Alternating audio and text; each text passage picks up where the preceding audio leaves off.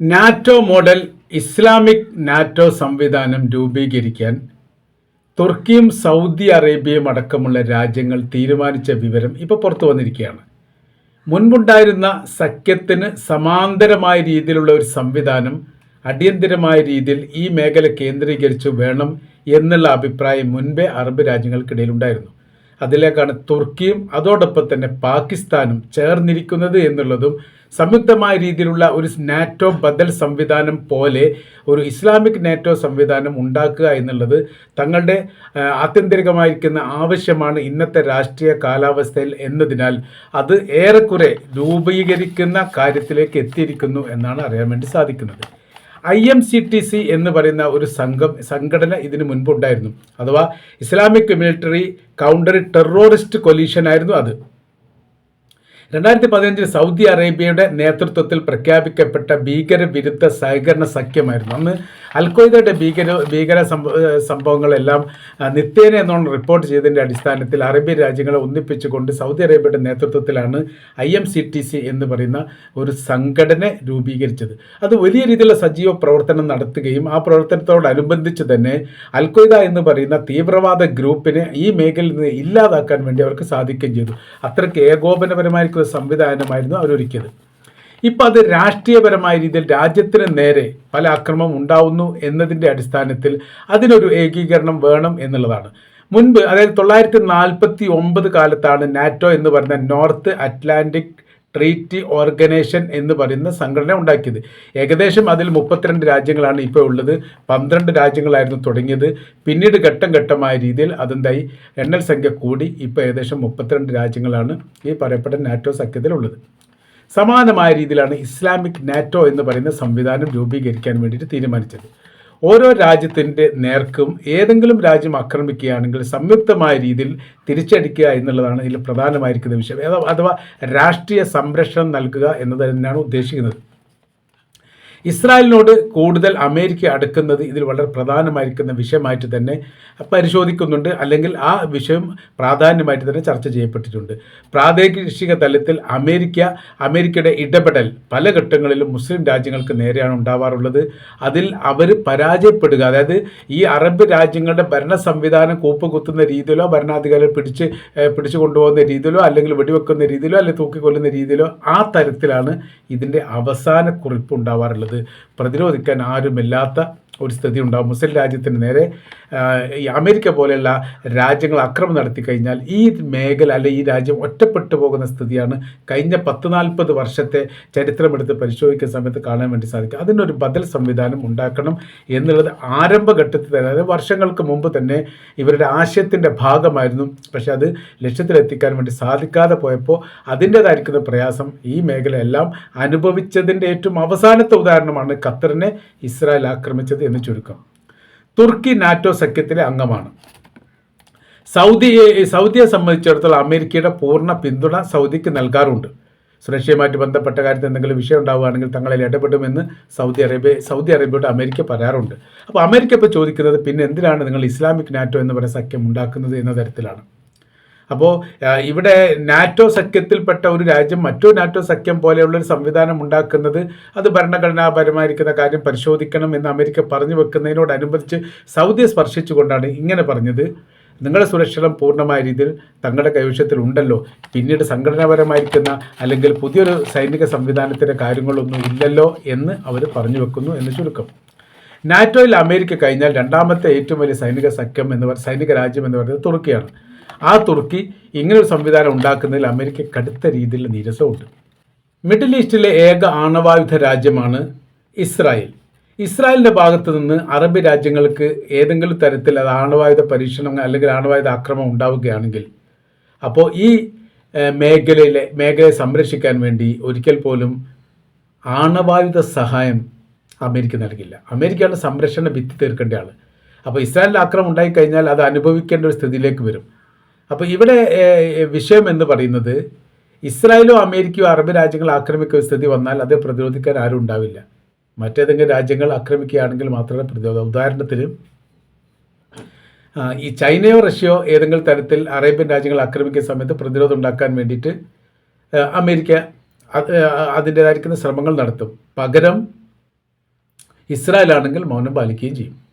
Iraq പോലുള്ള രാജ്യം കുവൈത്തിനെ ആക്രമിക്കുകയാണെങ്കിൽ രണ്ടും സഖ്യകക്ഷികളാണെങ്കിലും അതിൽ ഏതാണ് തമ്മിൽ ഭേദം എന്നതുകൊണ്ട് ഉദ്ദേശിക്കുന്നത് ഏതിനെ ഇല്ലാതാക്കിയാലാണ് ഭാവിയിൽ അമേരിക്കയ്ക്ക് ഗുണമുണ്ടാവുക എന്ന് പരിശോധിച്ചുകൊണ്ട് അതിനനുസരിച്ച് സഹായം നൽകും.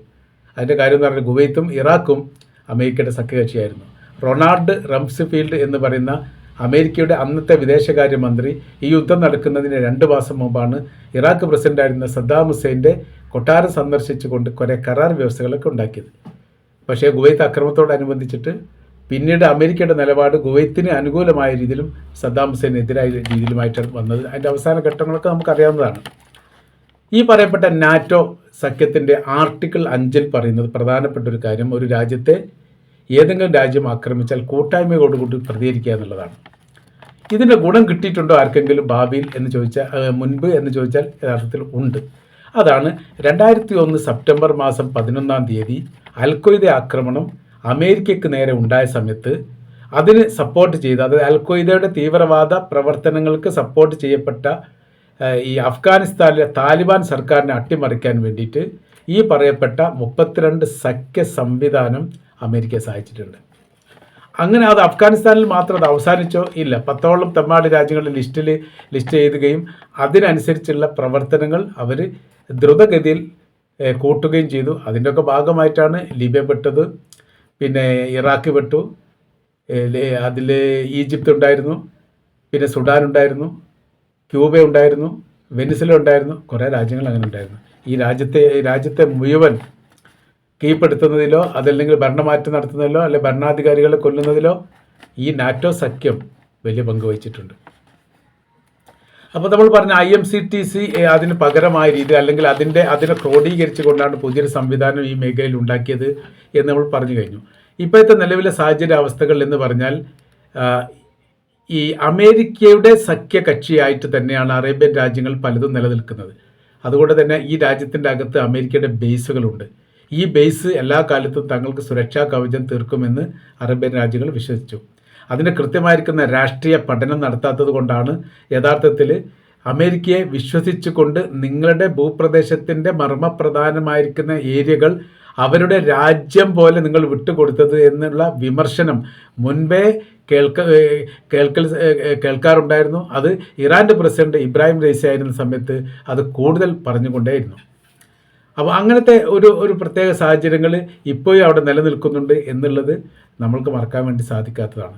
ഇപ്പോഴത്തെ സാഹചര്യ കാര്യങ്ങൾ എന്ന് പറഞ്ഞാൽ ഭൂപ്രദേശം അവർ വിട്ടുകൊടുത്തു, സൈനികപരമായിരിക്കുന്ന സംവിധാനങ്ങൾ ഉണ്ടാക്കി, എന്നിട്ട് അവിടേക്ക് അക്രമം വരുന്ന സമയത്ത് അതിന് സപ്പോർട്ട് ചെയ്യുകയോ അതിന് അക്രമികൾക്ക് പിന്തുണ നൽകുന്ന രീതിയിലുള്ള നിലപാട് വന്ന സമയത്താണ് തങ്ങൾ സുരക്ഷിതരല്ല എന്നൊരു ബോധ്യം ഈ അറേബ്യൻ മേഖല കേന്ദ്രീകരിച്ചുണ്ടാകുന്നത്. അങ്ങനെ സുരക്ഷ ഒരുക്കാനുള്ള കവചങ്ങൾ തീർക്കാൻ വേണ്ടിയിട്ട് ഏകോപനപരമായിരിക്കുന്ന പല സംവിധാനങ്ങളും തീർത്ത് വരുന്നതിൻ്റെ ഇടയിലാണ് ഇവിടെ ഇറാന് നേരെ ആക്രമണം ഉണ്ടാകുന്നത്, ഖത്തറിന് നേരെ ആക്രമണം ഉണ്ടാകുന്നത്. 3 സംഭവങ്ങൾ തുടർച്ചയായ രീതിയിൽ അവിടെ നടന്നു. അതോടുകൂടി ഈ മേഖല മാറി ചിന്തിക്കേണ്ട ഒരു സ്ഥിതിയുണ്ട്. ഇപ്പോൾ ഇവരെ സംബന്ധിച്ചിടത്തോളം റഷ്യയിലേക്കും ചൈനയിലേക്കും അടുക്കാനുള്ള ഏറ്റവും നല്ല പോംവൈകൾ അത് ഇറാനാണ് അതിൻ്റെ പാലമായിട്ട് പ്രവർത്തിക്കേണ്ടത്.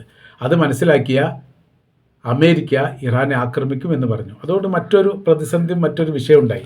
ലോകരാജ്യങ്ങളുടെ പ്രശ്നങ്ങളിലും വിഷയങ്ങളിലൊക്കെ വളരെ കൃത്യമായ രീതിയിൽ ഇടപെട്ടുകൊണ്ട് അതിന് സമന്വയത്തിൻ്റെയും സമാധാനത്തിൻ്റെയും പ്രശ്ന പരിഹാരങ്ങൾ ഉണ്ടാക്കുന്ന രാജ്യങ്ങളാണ് പല ഘട്ടങ്ങളിലും ഖത്തർ. നമുക്കറിയാം UN സഭ ചെയ്യുന്ന അല്ലെ UN സംവിധാനം ചെയ്യുന്ന പല ധർമ്മങ്ങളും കർമ്മങ്ങളും യഥാർത്ഥത്തിൽ ഖത്തർ ചെയ്തിട്ടുണ്ട്. അപ്പോൾ അതേ ഖത്തറിനെ ആക്രമിച്ച സമയത്ത് അതിനെ പ്രതിരോധിക്കാൻ മറ്റു രാജ്യം മുന്നോട്ട് വന്നിട്ടില്ല എന്നുള്ളത് വിമർശന വിധേയമായിരിക്കുന്ന കാര്യമാണ്. അങ്ങനത്തെ ഒക്കെ ഒരു സാഹചര്യത്തിലാണ് ഇപ്പോൾ ഈ പറയപ്പെട്ട ഇസ്ലാമിക് നാറ്റോ അല്ലെങ്കിൽ മുസ്ലിം നാറ്റോ സഖ്യം എന്ന് പറയുന്ന ഒരു സംവിധാനം ഉണ്ടാക്കുന്നത്. അതിൽ പ്രധാനമായിരിക്കുന്ന വിഷയം ആണവായുധമുള്ള രാജ്യത്തെ മാത്രമേ ഇന്ന് ലോകം പേടിക്കുന്നുള്ളൂ. ഇറാനിലേക്ക് അങ്ങനെ ഇടിച്ചു കയറാൻ വേണ്ടി അമേരിക്കയും ഇസ്രായേലും ഭയപ്പെടുന്നതിൻ്റെ പ്രധാനമായിരിക്കുന്ന കാര്യം അവരുടെ കൈവശത്തിൽ ആണവായുധമുണ്ട് എന്ന് സംശയിക്കുന്നു, അല്ലെങ്കിൽ വളരെ പെട്ടെന്ന് ആണവായുധം ഉണ്ടാക്കാനുള്ള സംവിധാനങ്ങൾ അവർ ഒരുക്കിയിരിക്കുന്നു എന്ന് പേടിക്കുന്നു. ഈ പേടിയാണ് യഥാർത്ഥത്തിൽ എന്തുണ്ടാകുന്നത്, ഇസ്രായേലിനെയും അമേരിക്കയും ഇങ്ങോട്ട് ആക്രമിക്കാൻ വേണ്ടിയിട്ട് തടയപ്പെടുന്ന പ്രധാനമായിരിക്കുന്ന സ്രോതസ്സ് അതാണ് എന്ന കാര്യത്തിൽ സംശയമൊന്നുമില്ല. അതല്ലെങ്കിൽ അമേരിക്കയെ സംബന്ധിച്ചിടത്തോളം അമേരിക്ക എന്നോ ഇപ്പോഴത്തെ വിഷയത്തിൽ ഇടപെടും, ഒരു രാജ്യത്തിൻ്റെ അകത്ത്, ശത്രു രാജ്യത്തിൻ്റെ അകത്ത് ആഭ്യന്തരമായിരിക്കുന്ന വിഷയങ്ങൾ ഉണ്ടായി എന്ന് പറഞ്ഞാൽ പാഞ്ഞ് ഇറങ്ങി അതിൽ ഇടപെട്ടുകൊണ്ട് വിമതപക്ഷത്തിന് ആയുധങ്ങളും സംവിധാനങ്ങളും നൽകുകയും അതോടൊപ്പം തലസ്ഥാന നഗരം കേന്ദ്രീകരിച്ചുകൊണ്ട് ശക്തമായിരിക്കുന്ന ബോംബ് സ്ഫോടനമോ ആക്രമണമോ നടത്തുകയും രാജ്യത്തെ ഭയപ്പെടുത്തിക്കൊണ്ട് ആ രാജ്യഭരണ സംവിധാനത്തിലെ ഭരണാധികാരികളെ പിടികൂടുകയോ ഇല്ലാതാക്കുകയോ ചെയ്യുന്ന പ്രവർത്തനം കാലോചിതമായി അമേരിക്ക ചെയ്തു വരുന്നതാണ്. ഈ മേഖലയിൽ അതുണ്ടായിട്ടില്ല. നമ്മൾ പറഞ്ഞിരുന്ന വിഷയം, നാറ്റോക്ക് ബദലായിരിക്കുന്ന ഒരു സംവിധാനത്തെക്കുറിച്ച് ഗൗരവപരമായ രീതിയിൽ അറേബ്യൻ രാജ്യങ്ങൾ ആലോചിക്കുന്നതെന്ന് പറഞ്ഞാൽ ആക്രമിക്കുന്ന ഒരു സ്ഥിതി ഉണ്ടായാൽ സംയുക്തമായി തിരിച്ചടിക്കാനുള്ള ഒരു സാഹചര്യം സൃഷ്ടിക്കുകയാണ് ഇതിൻ്റെ ഉദ്ദേശം എന്നുകൂടിയാണ് നമ്മൾക്കിത് വായിച്ചെടുക്കാൻ വേണ്ടിയിട്ട് സാധിക്കുന്നത്.